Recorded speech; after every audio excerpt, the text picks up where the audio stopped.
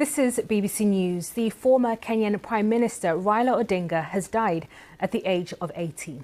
He'd been at a traditional Indian medical facility in Kerala state in southern India, where he had a cardiac arrest. Mr. Odinga spent many years as an opposition leader, losing 5 presidential campaigns, most recently 3 years ago. He frequently blamed the polls had been rigged. He served as Prime Minister to one of the men who defeated him, Mwai Kibaki, from 2008 to 2013.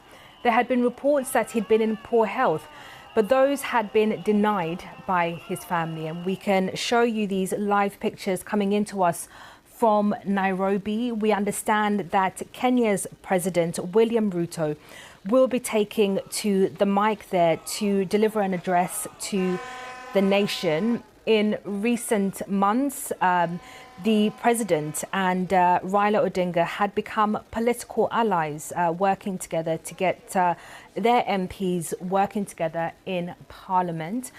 This was seen as quite controversial by some of Raila Odinga's supporters, but crucially, President Ruto wanting to deliver an address, pay his respects to Raila Odinga, and the news that the former opposition leader has died at the age of 80.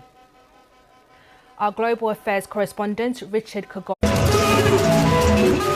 Raila Odinga was an enigma in Kenya's politics. Born in 1945 into one of the country's political dynasties, he would become a revolutionary in the eyes of many. Some described him as contradictory, to others he was opportunistic. In the 1980s, Odinga was implicated alongside others in trying to overthrow the government of then-President Daniel Arap Moi, who was accused of being a dictator. In the 90s, he was among opposition leaders who fought for greater democracy, ushering in a multi-party system of governance.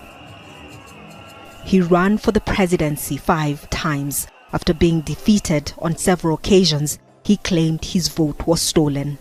In 2008, Kenya faced its worst post-election violence after President Mwai Kibaki secured a second term in office. Kibaki was accused of rigging the vote, and more than 1,000 people were killed and many displaced in ethnic conflicts that broke out in some parts of the country. Odinga came in second. He believed the poll was rigged in favor of his competitor. But Odinga became Prime Minister, and the two later signed a peace agreement and formed a government coalition. What I would say cuts